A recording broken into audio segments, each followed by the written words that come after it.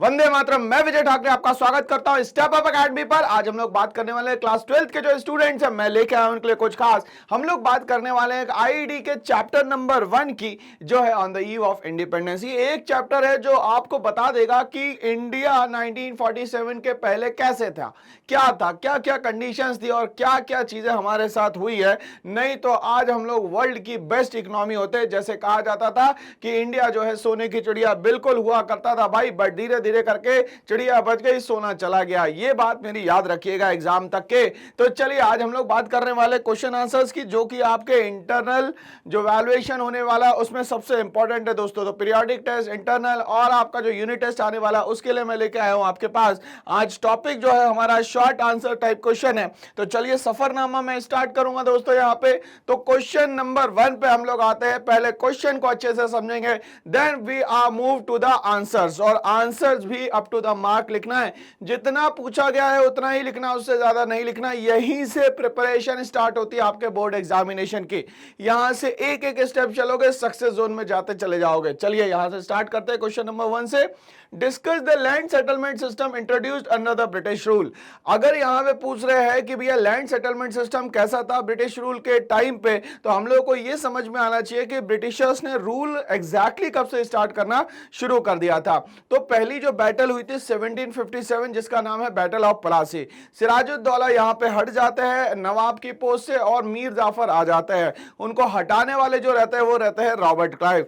इसके बाद 1764 में एक और बैटल होती है जिसका नाम है बैटल ऑफ बक्सर, जो कि मीर कासिम, सुजाउद्दौला और शाह आलम सेकंड से लड़ी जाती है और इसमें ये लोग हार जाते हैं। इसके बाद पूरा इंडिया लगभग पूरे कब्जे में आ जाता है ब्रिटिशर्स के, और इंडिया को ये 3 पार्ट में डिवाइड कर देते हैं। यहाँ पे बंगाल प्रेसिडेंसी, मद्रास प्रेसिडेंसी और बॉम्बे प्रेसिडेंसी में। अब ये यहाँ पे जब इसको बांट दिया गया तो इन्हें बोला यार पैसे कैसे कमाएंगे। तो पैसे कमाने का एक तरीका था इनके पास, जमीनों से पैसा लिया जाए। मतलब जमीन जिनके भी पास है पीजेंट्स, उनसे क्या लिया जाए, किराया लिया जाए, जिसको हम लोग टैक्स बोलते हैं। इस सिस्टम को कहा जाता था जमींदारी सिस्टम। तो 1765 में यहां पे जमींदारी सिस्टम या लैंड सेटलमेंट सिस्टम दोस्तों यहां पे आ जाता है। तो चलिए हम लोग आंसर को एक बार डिस्कस करेंगे दोस्तों। यहां पे आंसर क्या कहता है, जमींदारी सिस्टम। जमींदारी सिस्टम का मतलब यहां पे हो गया परमानेंट लैंड रेवेन्यू सिस्टम। मतलब जहां रह रहे हो वहीं रहना है, अब आप मूव नहीं कर सकते और वहां से हमें रेवेन्यू जनरेट करके दीजिएगा। Zamindari system was introduced by Cornwallis. सबसे पहले इसको स्टार्ट करने वाले जो बंदे थे वो थे लॉर्ड कॉर्नवालिस। 1793 में इसको स्टार्ट किया गया through the permanent settlement act. किसके थ्रू एक्ट किया, कहां से स्टार्ट किया गया, तो परमानेंट सेटलमेंट एक्ट के थ्रू इसको 100% इंप्लीमेंट कर दिया गया।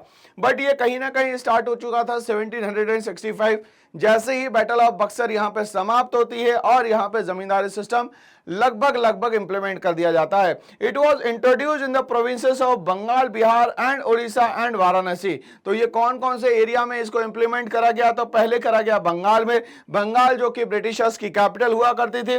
फिर इंप्लीमेंट करा गया बिहार में, फिर उड़ीसा में और फिर वाराणसी में इसको इंप्लीमेंट किया गया।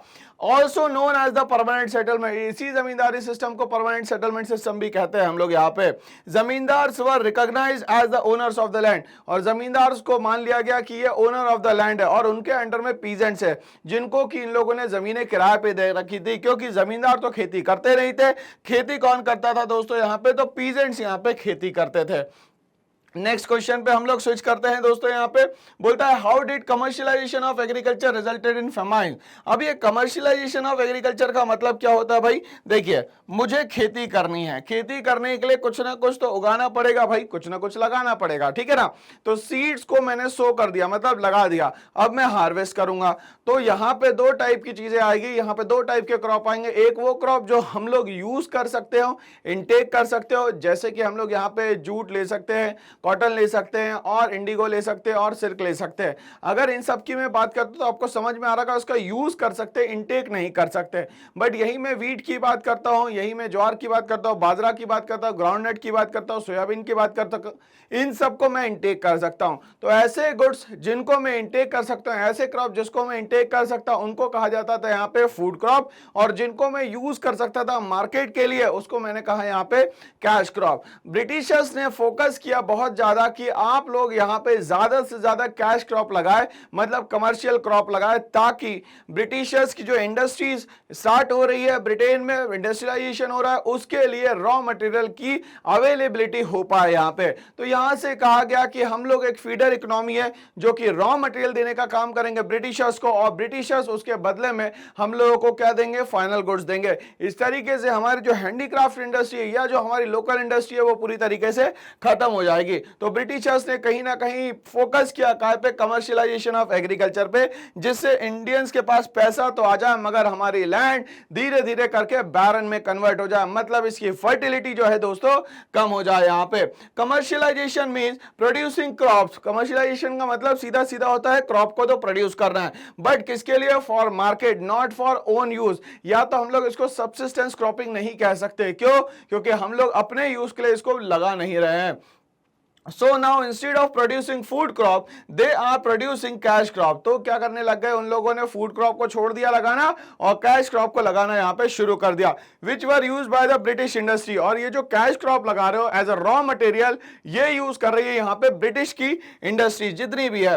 This decline of food crop, इसके कारण हमारे धीरे धीरे करके फूड क्रॉप खत्म होने लग गया due to commercialisation, resulted in the occurrence of the famine. और आगे चल के यहाँ पे आ जाता है अकाल, मतलब ड्रॉट की कंडीशन बनी कंटिन्यूअसली, सूखा पड़ा और उसके बाद धीरे से फेमाइंस पड़ जाता है। मतलब फेमाइन वो कंडीशन जब एनिमल्स के पास भी और ह्यूमन बींग्स के पास भी खाने के लिए कुछ भी अवेलेबल ना हो, उसको बोला जाता है दोस्तों यहाँ पे फेमाइन। चलिए यहां तक के बात समझ में आई हम लोगों को। आते हैं हम लोग नेक्स्ट क्वेश्चन पे, why it was there low level of productivity in agriculture during the British rule. अब यहाँ पे जब सब कुछ अच्छा चल रहा था, ब्रिटिशर्स यहाँ पे हम लोगों से रेवेन्यू भी ले रहे थे, जमींदारी सिस्टम भी चल रही थी, तो यहाँ पे प्रोडक्टिविटी कम क्यों हो गई। प्रोडक्टिविटी तो दोस्तों यहाँ पे बढ़नी चाहिए, क्यों, क्योंकि ब्रिटिशर्स तो अच्छा खासा पैसा दे रहे हैं आपको, बट वो अच्छा खासा पैसा नहीं दे रहे थे, और दूसरा ऐसे क्रॉप लगाने को कह रहे थे जिससे हमारे लैंड की फर्टिलिटी जो है दोस्तों यहाँ पे कम हो जाए। Following are the two reasons for the low level of agriculture productivity. कहीं दो कारण है जिसके कारण एग्रीकल्चर जो प्रोडक्टिविटी है वो कम हो जाती है। During the colonial rule, poor and outdated technology and lack of irrigation facility. तो यहां पे क्या कहा गया कि भैया पुअर और आउटडेटेड टेक्नोलॉजी यूज करी जा रही थी, किसके लिए, एग्रीकल्चर के लिए। दूसरा यहां इरिगेशन फैसिलिटी नहीं मिल रही थी। मॉनसून सीजन आया तो खरीफ क्रॉप अच्छा खासा हो गया, बट अगर मॉनसून सीजन नहीं होता तो खरीफ क्रॉप तो नहीं हो पाता अच्छा, बट उम्मीद होती है कहीं ना कहीं राबी क्रॉप से। तो यहां राबी क्रॉप के लिए चाहिए इरिगेशन फैसिलिटी, जो कि ब्रिटिशर्स हम लोगों को प्रोवाइड यहां पे नहीं करना चाहते थे दोस्तों। तो ये सारे मेजर रीजंस है जिसके कारण हमारे लो लेवल ऑफ एग्रीकल्चरल डेवलपमेंट था। क्वेश्चन नंबर 4 पे हम आते हैं, स्क्रीन पे आ चुका है ये question. Discuss the adverse effect of partition. Partition के कारण क्या क्या हमारी कंट्री पे इफेक्ट पड़ा। पहला पार्टीशन तो पार्टीशन ऑफ पाकिस्तान हुआ, हम लोगों ने पाकिस्तान को अलग किया 14 अगस्त 1947 को। दूसरा पार्टीशन हुआ 1971 में, जो कि हम लोगों ने बांग्लादेश को यहां से अपने देश से अलग कर दिया। ऑन द एग्रीकल्चर सेक्टर, अब ये जो बेसिक जो प्राइमरी सेक्टर है उस पर क्या असर पड़ा पार्टीशन का, इसकी हम लोग बात करेंगे। Due to the division of the fertile land between India and Pakistan, हमारी जो भी फर्टाइल लैंड थी इंडिया और पाकिस्तान के बीच में, अब यहां पे थोड़ा सा ध्यान देना पड़ेगा। तो ये लैंड जो है वो फर्टाइल क्यों थी, just because of the alluvial soil. Alluvial soil कहां से आती है, तो ये पहाड़ों से आती है with the help of reverse.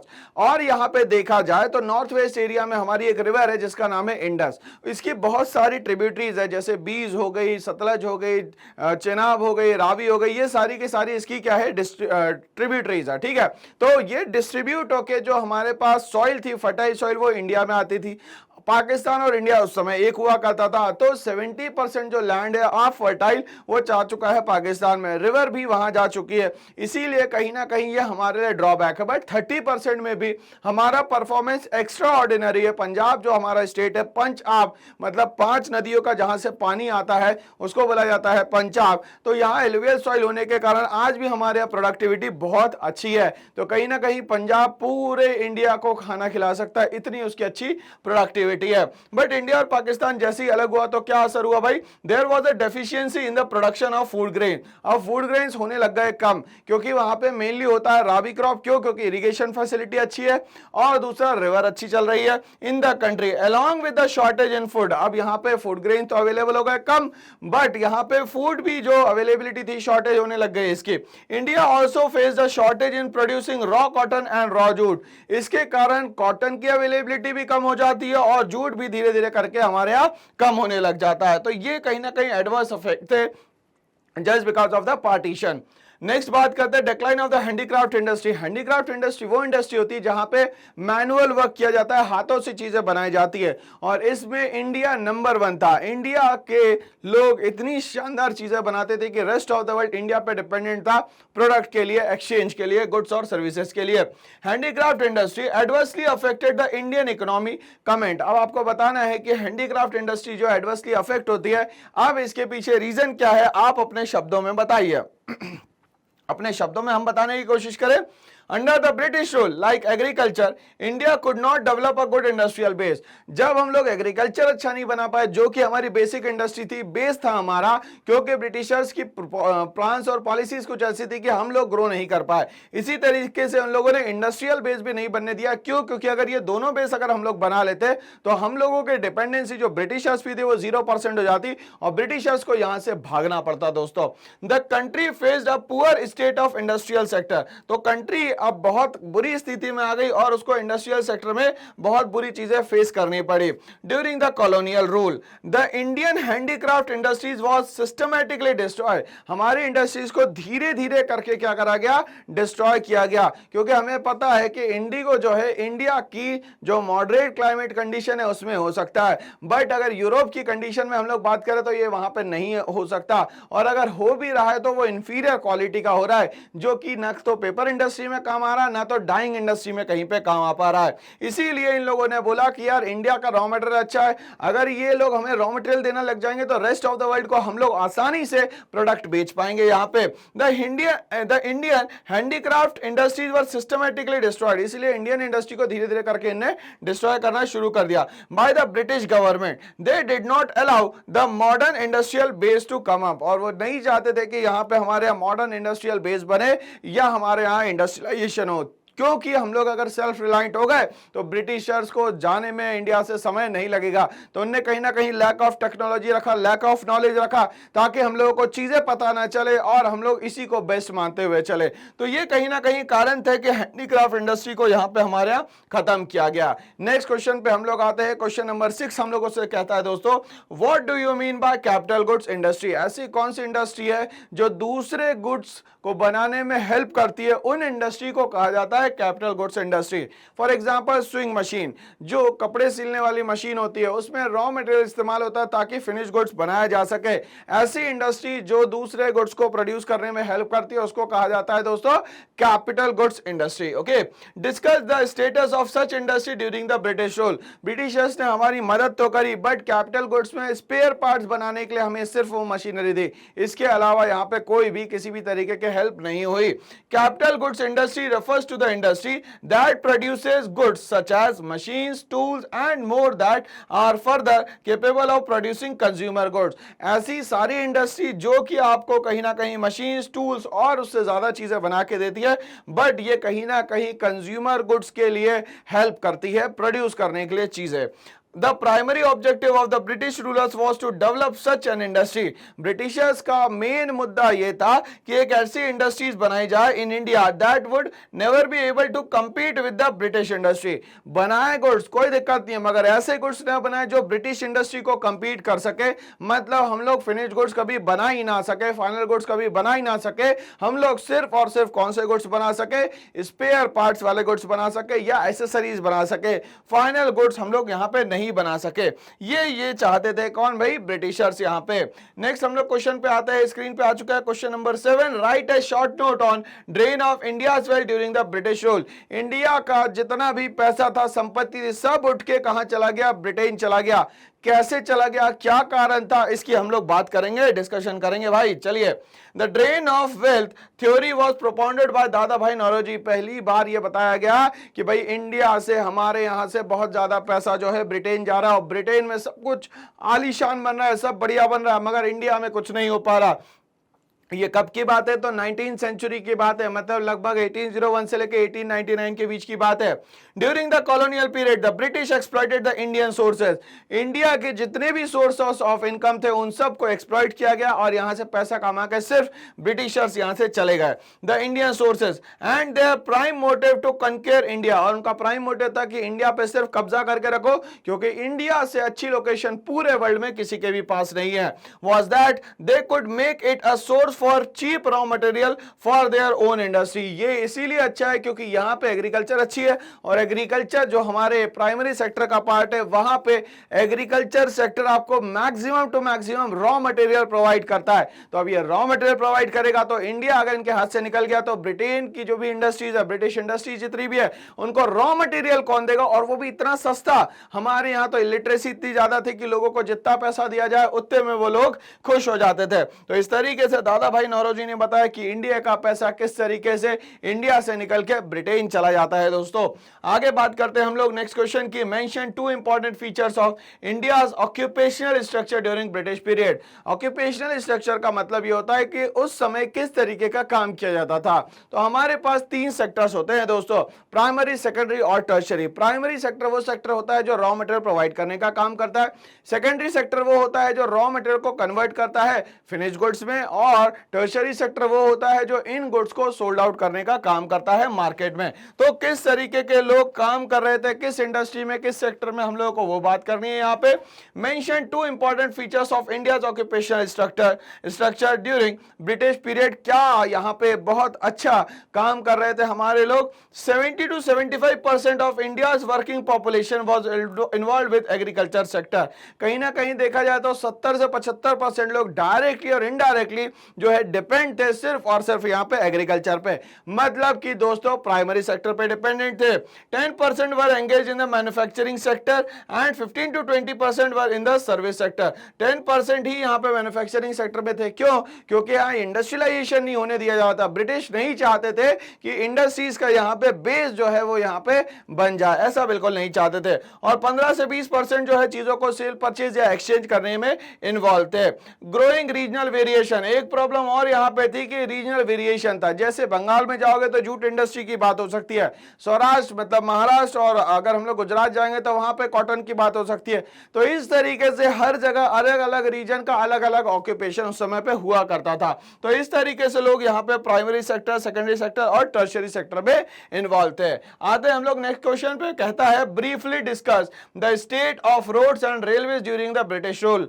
Roads और रेलवे जो है इंफ्रास्ट्रक्चर का बहुत पार्ट है और इंडिया आज बहुत अच्छा काम कर रहा है इसमें।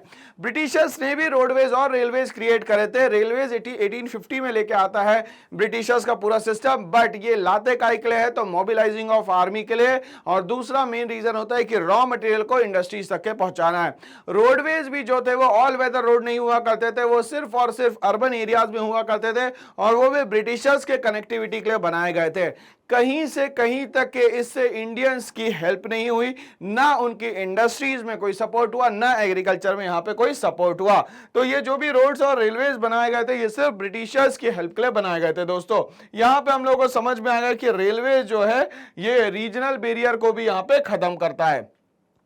The infrastructure of India during the British rule was very poor. हमें यह पता है कि उस समय ये जो बनाया जा रहा था इंफ्रास्ट्रक्चर, मगर वो बहुत ही ज्यादा पुअर था, मतलब अप टू द मार्क नहीं था। ऑल वेदर रोड नहीं थी भाई, जैसी देश पानी आएगा तो रोड बह के निकल जाएगी, तो रोड ही नहीं दिखती थी वहां पे।